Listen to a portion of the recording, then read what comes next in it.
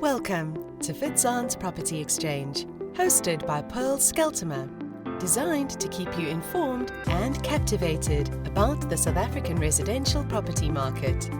Subscribe to our channel today and enjoy conversations with some of the most influential, innovative, and interesting industry experts, stakeholders, and scheme executives as they render input in today's property market. Hi, good day. I'm Scheltema, the CEO of Izak Du Pisanie, and today I have the great privilege to speak to Izak Du Pisanie, a young and upcoming attorney. Yes, he's got age to his advantage, young age. Not all of us can say that. Izak, welcome. Thank you so much, Bill. I appreciate the opportunity to take part in this podcast and for the opportunity. I'm looking forward to have a bit of a chat to you. Awesome. Izak, before we start off with the questions and the real knowledge we want to receive today, tell us a bit about yourself. Where did you study? Where are you currently? Okay, yeah, well, thanks. I'm actually from a little rural town called Utrecht in the northern part of KwaZulu-Natal. So I'm a Shark supporter, basically. Oh no, let's stop this immediately. Yes, no, I used to support them whilst they were called the Banana Boys. The Tony Watsons of the day, and the Gary Teichmans. Those were my heroes growing up as a young rugby player. I'll forgive you for that. Yeah, thanks. They were true gentlemen even to this day. But be it as it may, so yeah, I matriculated or completed my high school studies in 1997 in Vryheid. I attended boarding school there for my high school career, if you want to call it that. And in 1998, I came to Pretoria to study the good old LLB. I obtained my bachelor's in law, and then afterwards I left our shores to go to England for almost 4 years. And afterwards I came back, and ever since then I found myself in the property-related legal fraternity, amongst others, the sectional title industry. And ever since then until now, I kept myself busy with that. Almost 12 years later, I'm where I'm currently now. I founded our firm called LDP Attorneys with a good friend of mine and co-director and co-founder Werner Luke. Both of us have been practicing law for a number of years, but LDP opened up doors in April, the 1st of October 2018. And yeah, we're going from strength to strength. Thanks, Paul. That's absolutely fantastic, and I really wish you well. Thank you very much. Let's dig into what our listeners want to hear. Fantastic. During this difficult period, did you receive instructions to proceed against defaulting owners? Well, it's a bit of a yes/no. I think we should categorize it and just say at the time when we abruptly had to all stay at home over the, let's call it, alert level 5 lockdown. As we know, most of the industries their operations came to a standstill, which included, amongst others, the courts, the sheriffs, the deeds office. So during the lockdown 5 alert level, we did not receive any instructions to proceed against any owners for the, I suppose, reason that we couldn't have. Okay. But there was already owners during this period which was handed over for defaulting accounts. And those owners we engage via email, via phone, and try and convince them that to make some form of payment in these challenging times is better than nothing, in an attempt to safeguard their interest in whatever body corporate found application. There were mixed success, where some of the owners were willing to engage and reason and sign an acknowledgement of debt, for example. Okay, so you did receive cooperation to an extent. To an extent, and I'll be honest, in some instances I was surprised, and other instances I was lesser surprised. But even in these challenging times, there were a number of owners that came to the table with a proposal, and which they initiated in an attempt to prevent this evil circle of legal action being instituted. So yes, I was pleasantly surprised, and in some of the matters we came to a resolve. But unfortunately not on all of those. And then as the lockdown regulations eased as we went on, so did the opening of the courts, the sheriffs and the deeds office, but with very tedious progress. As an example, today we got notification from the Pretoria Attorneys Association that the Magistrate Court here in Pretoria Central is going to be locked for today and for tomorrow, because every time somebody tests positive for COVID, then the whole building needs to be closed, must be sanitized. So you work for a week, you've then got a week off, and then a few days, and that's across the bank, you know. Yeah. Even with the sheriffs, where we thought about addressing a letter of complaint, you know, to the sheriff's board, because unfortunately, in an environment like this, it would appear as if people would try and do the very minimum to execute their functions. But to this day, there are still even sheriffs that say that they're not allowed to enter into premises for the attachment of any movable property in the execution of a warrant, which is a total foofy in my view, you know. So Yeah. it's unfortunately a bit of a tug of war for moving forward, getting back. But in essence, I can just say we did not actually receive any instructions. But as we talk now, it's there's a bit more normality. But the undertone is more or less still the same, where we try and engage members and convince them to reason with us and with the trustees ultimately for some form of down payment, just to mitigate going to court. Because you know, a 5,000 rand on top of your 15,000 rand, it makes a big difference in order Yes, it does. to just to get out Well, of that well, hole. at least it's very refreshing to hear that your firm still engaged with defaulters despite all the limitations you had. Most attorneys, I think, just waited for the courts, not engaging with clients as such. So it's really refreshing to hear that you did have some good responses on that. That's No, awesome. thank you very much. Yeah, look, and as we're a young and upcoming firm, as you've indicated, and even still, because I suppose to a large extent your success rate is being measured against the payment of the arrear book. Yes, it Um, does. so ultimately, there's going to be some form of, I suppose, I won't call it unhappiness, but just a thought. If I keep on presenting accounts for work which has been done, but there's no collection of the money, then that also becomes a bit of a talking point between me and the client, you know. Yeah, yeah. So our departure point was to keep in touch with members, whether they shout or put the phone in your ear down. Proper communication is vital for us to try and Essential. reason with Mm. them. Yeah. Okay, so I think you've already touched a bit on the next question. I'd like to Okay. know what is the current position with regards to the courts and serving Okay. judgments, etc. Okay. So currently, as I stated, just quickly back to the level 5, there was a no, even with a level 4, but then with the alert 3 level, which came, I think it was in June, the beginning of June, the court, every chief magistrate for the magistrate court in the jurisdiction area that is located, issued basically a practice directive to say how they're going to deal with matters which have already been enrolled for either for hearing, for a summary judgment, or even for default judgments, because in our division there was a practice being um, enforced where they stated that default judgments will no longer be considered and approved by the clerks of the court. You now need to do that in an open court, either before magistrate or in the magistrate office called their chambers. Okay. So currently they are still doing that. So as an example, we would go and file our default judgment, and a date will be allocated with a number on the roll. And instead of me going to court then awaiting my turn, I will then just wait a week or two afterwards to see whether all went well.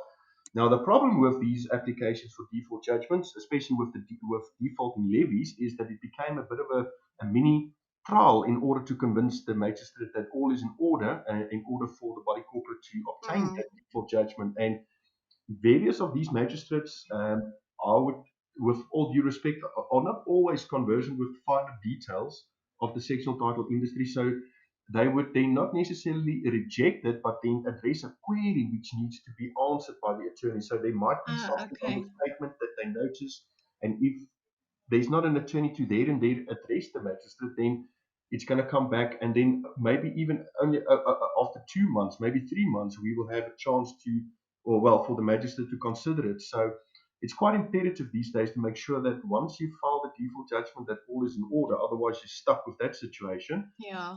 So it's got a bit of an up and down. I would like to think I would. It's more productive for me to be in the office to do the work that's on my table and move on than to go to court for matters of this nature. But if you can't get past the hurdle for a default judgment, it's got a ripple effect for the whole process that Of follows. course it is, yeah. Um, Okay, so in other words, just a quick question in between. mm, The situation has improved, not where we want to be right mm. now, but at least something is happening. Yes, yes, it's definitely it has improved, but I don't think we're gonna ever get back to the normal that we used to.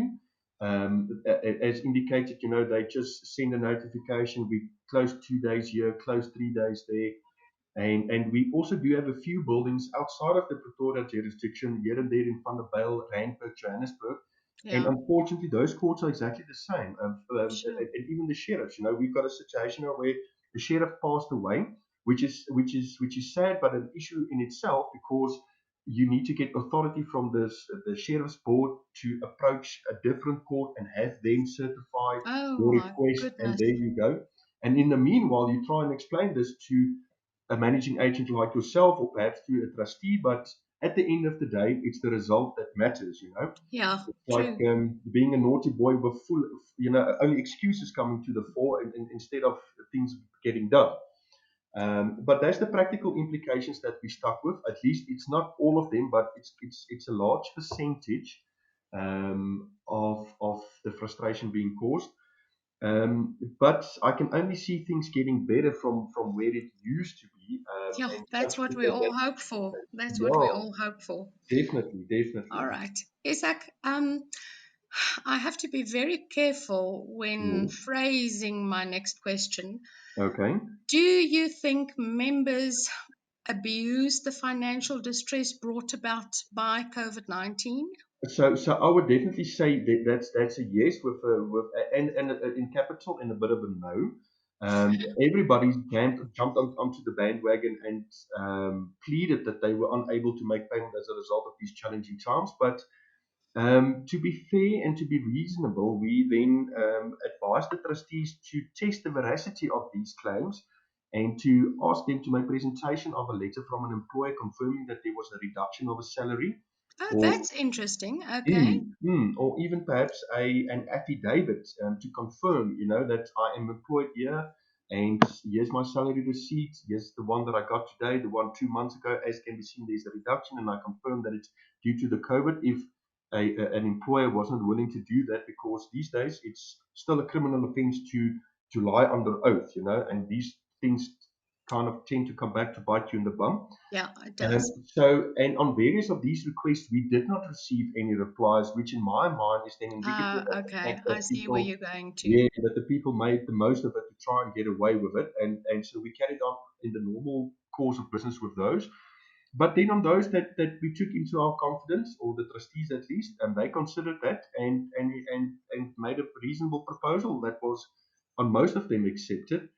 But over and above, if I can just elaborate on members making the most of the situation, unfortunately, and I don't want to. Well, like, I suppose I can be frank. With a state institution like the courts, like the deeds office, like the master's office, they're very conservative when it comes to these kind of things. And for this Mm, personal thing, everybody will pack up tools and go home. yeah. So that has also been quite a frustrating situation. But as of late, members have stopped making use of the excuse that the COVID is no longer a reason for them not to be able to pay. It's now more or less just going to the normal pleadings in as far as Okay. their All right. inability to pay. Isaac, thank you for that. It's really insightful to know this.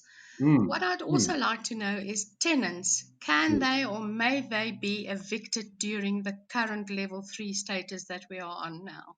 Okay.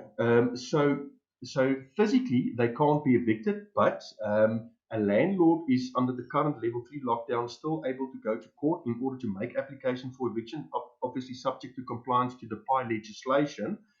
But the legislation or the lockdown regulations now dictates that although you can proceed with that, the court will only under exceptional circumstances allow for the execution of the court order. May I interrupt you? Yeah, sure.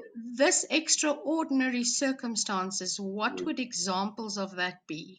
Um, well, that would be where there would be. irreparable harm for the landlord in order to take physical possession of the property where something needs to be done, albeit of a construction nature, or the property might have been sold and there's a commercial risk to Okay. it. All right. So there can actually be a variety of reasons, but more or less it's going to be very difficult still to convince the court, because I'm thinking even commercial urgency is something that the court will say you'll be able to try and recoup by way of a damages claim. So at this point, I can't actually really think off the cuff of any example that would convince the court to provide for that.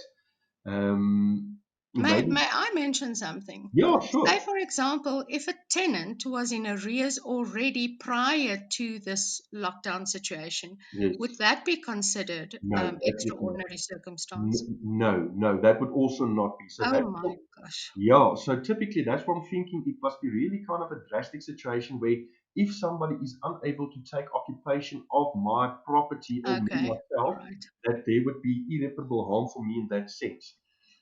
So we would still be able to proceed as normal currently, and then ultimately try and convince the court, to grant that. But once again, it's so conservative and twinkle toe around the COVID-19 pandemic that the court will most probably say, no, we're going to suspend the workings of the order, but you can have it, at least then to mitigate the landlord's damages. So if, I refer to his uncle Cyril, but if the president basically says, you're all allowed to be evicted from, let's say, the 1st of August, then we've got the order and I can send it to the sheriff and have it executed. So it's once again a bit of a yes, no. We can go to court and make the application, but in all probability, the execution of the order will be suspended until we are allowed to evict in terms of the regulations. Okay. Thank you for that explanation. Okay. What I would like to know lastly is Hmm. um, you obviously work for community schemes. You collect Yes, levies on behalf of either sectional title or homeowners associations. yes. What is your expectation of a reputable managing agent in this process? Okay, well, that's a good question. You know what? Over all these years, I've come to learn that to be knowledgeable about the field in which you practice and comply with your work obligations is imperative. So I would like to think that a portfolio manager would need to have a proper understanding about the workings of the legislation dealing with on a daily basis. Let's refer to the Sectional Title Act, albeit as amended, but owners still extend these sections without, proper authority, and those provisions are still applicable. And then the Sectional Title Schemes Management Act that came into operation in October 2016, all the management rules, all the conduct rules applicable to the particular building. And then also definitely with the Community Schemes Ombud Service Act, and then to a lesser extent, also the Occupational Health and Safety Act, to more or less know, look, we must accept that you, as a portfolio manager, you can't express an opinion because that can Yeah. only be done by legal practitioners, but you can then at least with confidence guide the trustees in the right direction and steer them if specialized, assistance is needed, then that can be obtained. But the bare basics, I would like to think the same standard I apply to my personnel is the same standards that should be for portfolio managers, where they know which provisions deals with specific instances. And I Hmm. always drill it into my personnel and everywhere where I come that the most important part about the collection of a levy is the averment being made that it's duly been imposed. Now, Yeah. in order to duly impose the levy, there must be certain procedural requirements complied with, and the most important one, that there must be a resolution signed by the trustees in terms of Section 3.2 of the Act, which then basically says that levies will be implemented for this particular financial year. The terms of reference for payment will be stipulated, and also then the interest rate. Okay. So And that would that be the first information level. can only be supplied by a managing agent. Well, yes, you see, because as the custodian of these documentation, and one will have to take the initiative and talk to the trustees. And unfortunately, till this day, I find various trustees being blind towards the importance here of, and say, oh, let's deal with it at the later stage. I'm not here, I'm not there. And there's where, in my view, somebody being diligent in doing their work will bring across the message, what the implication can be if they don't do that, because if the attorney goes to court and there's these shortcomings, the fingers are going to be squarely placed on the trustees for not complying what they had to Yes. do, and then they on turn can again turn to the managing agent. So the managing agent in that instance has got an important role to fulfill and bring across the importance of their duties. So being conversant, and obviously also having systems in place, Yeah. for bookkeeping, for payment of creditors, and all of this and that. These days practicing out of a garage is simply not going to be good enough. There's Well, always Isaac, this romantic idea where everything yeah. started, but that was way back in the day. Well, Isaac, you certainly put my mind at ease. That means both you and our industry, being managing agents, we still have jobs and there's a necessity for us. So For thank you so sure. much. Thank you for your time. And I hope our listeners found this as valuable as I did.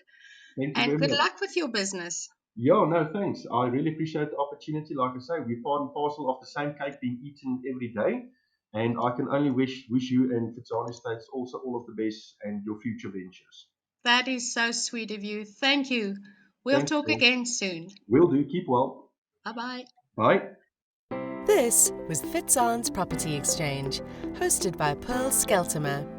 Not only do we keep you informed on the very latest in the property industry, we also empower by expanding your knowledge base. Make sure to visit